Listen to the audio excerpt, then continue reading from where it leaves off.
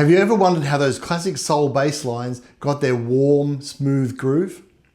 Their secret weapon was the Fender Bassman. In this video, we're going to look at the Silverface Bassman, its soul-powered legacy with Donald Duck Dunn, famous from Stax. We're going to try and dial that Blues Brothers tone in with the Line 6 Helix US Dripman amp and cab. I'm Twisty, and if you're looking for that soul, Motown, blues, bass tone, then this video is for you. The Fender Bassman helped define the sound of Stax, Motown, and classic blues. And with the Helix, we should be able to dial that in without having to lug those big valve amps and the 2x15 cabs. So after this video, you should get the perfect sound and your back should appreciate it. I'll take you through the history, the tone, and then show you how to build a Donald Duck Dunn.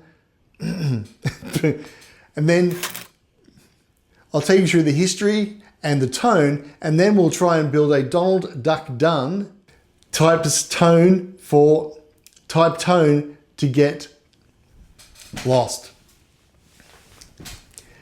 I'm going to take you through the history of the amp, the tones, and then we'll try and build a Donald Duck Dunn. Try and say that 3 times fast. It's taking me 6 goes. Tone in the Helix that gives you that thumpy soul authority in your bass playing. Let's check it out.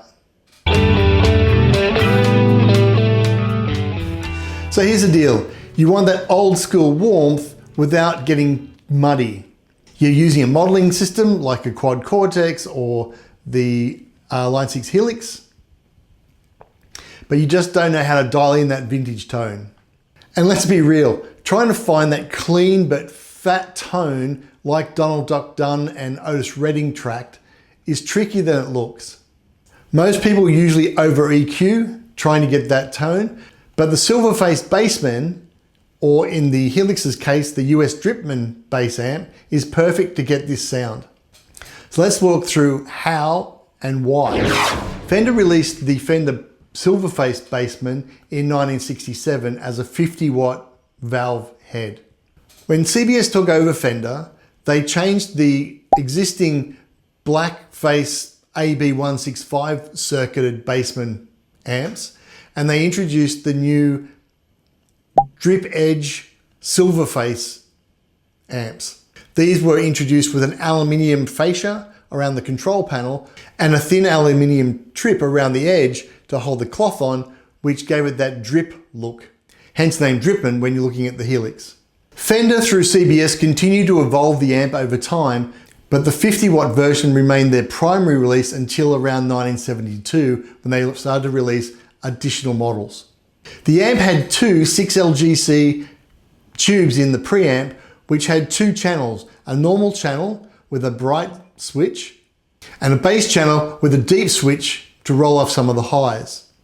Each channel had its own volume and tone control, and the normal channel was highly popular by guitarists because it gave a pure, clean guitar tone using that normal channel. With the release of the Bassman amp, Fender also paired them with a 2x15-inch cabinet. The cabinet had JBL or Eminence speakers in it, depending on the year model that you were buying. And these gave a fat bottom, all-tone sound to the Bassman. In the late 70s, Fender released a 100-watt version of this and began pairing that with a 4x10 cabinet instead of the 2x15s. And then later on, they also added 2x12 cabinets to their stable of cabinets to pair with the Bassman amps. The amp excels at classic rock, blues, Motown, and country music, where you're looking for a solid, clean tone and a bit of tube overdrive as you dig into it. The amp, when paired with a 2x15 cabinet, has a warm, low mid-tone. It has a gentle roll-off of high frequencies over time, and it has a cleaner tone than something like the Ampeg SVT. So if you're looking for a more grindy sound, the Ampeg SVT would be better for you. And I've done a video on the SVT up here if you want to check that out. So the clean, bluesy type sound with a little bit of grit as you dig into it is what this amp excels at. As you dial in the drive or the gain to around about 4 or 5, which is about probably 11 o'clock on the dial, it starts to break up quite nicely. The amp is perfectly matched with a Fender P-Bass and flat wound strings like I'm using here to lay in the groove and not overpower the band in those blues sessions. You'll also hear the Bassman amp used in those 60s surf classics, both by the guitarists and by the bass players. And Carol Kay, famous from the Wrecking Crew, is known to use these or a B15 when she's trying to get a little bit more grind when tracking Motown songs. So now we know what the amp does, let's have a look at how the Line 6 Helix version stacks up. Okay, so the Line 6 Helix's version of the Fender Bassman, you'll find as the US Dripman model, and it's based on the late 60s version of the amp. Now, along with the amp, Helix also has the 2x15 US Dripman cabinet. Now, again, you can pair this with any of the cabs in the Helix library, which is one of the main benefits you have around using a modeling amp. You shouldn't have to keep going to the shop to pick up another amp cab every time you want to change it. So you can flick them around, but for the purpose of this video, I'm going to pair it with the 2x15 to get that, what I think is the classic Blues Brothers sound. So if we have a look at the Fender Bassman config itself, so in here I'm using a compressor at the beginning. Again, if you've been watching my videos, I always put a compressor at the beginning of my bass line, of my bass paths. This is to standardize on the playing as it comes, or the signal as it comes from the bass going straight in. Now I'm using my Steve Harris Fender P-Bass. I've got Steve Harris Roto Sound flat wound strings on it. Any P-Bass or P-Bass style bass will work for this. The flat wound strings with the P pickup are what sort of gives it that extra Donald Duck sound. So if we look at the configuration or the controls on here, it is a valve amp. So we've got both the preamp controls and the power amp controls. If I look at the preamp, I've got a drive or gain, I've got the bass, and I've got the treble. There is a bright, because this is based on the normal channel rather than the bass channel on the amp, it has a bright switch.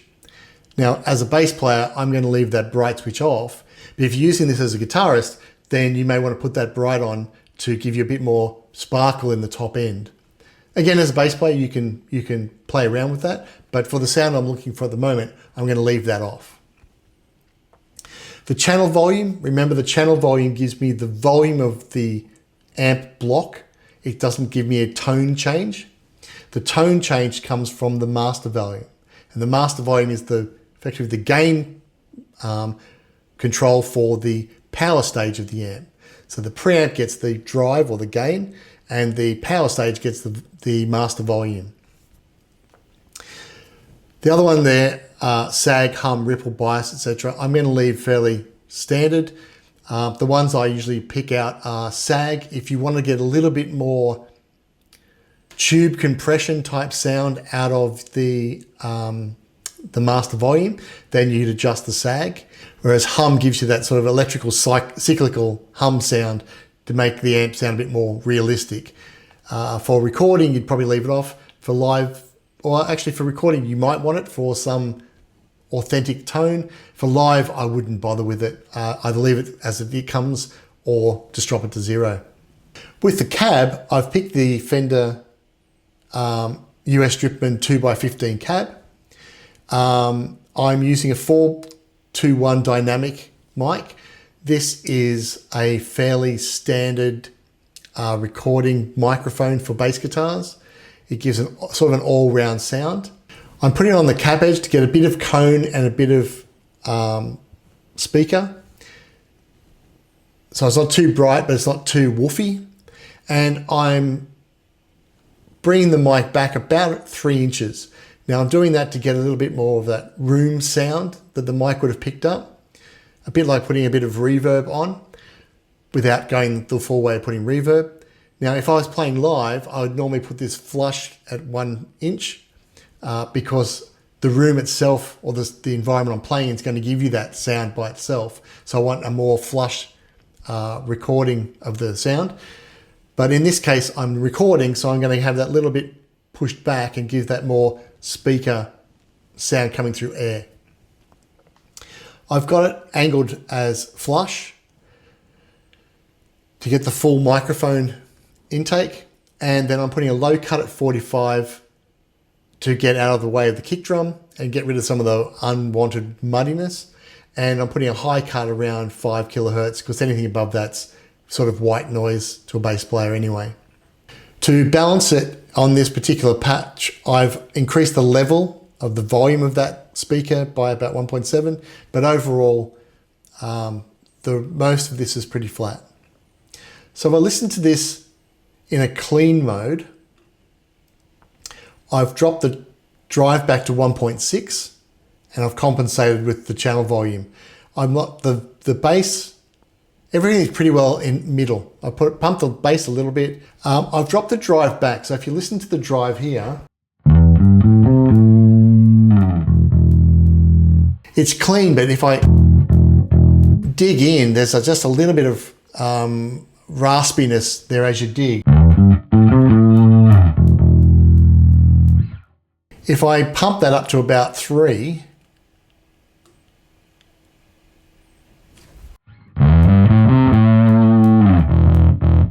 you hear it really rasps out, gives a lot of dig. What I prefer is at around about 2-ish, right? 1.8 to 2.3, something like that. I get a little bit of drive.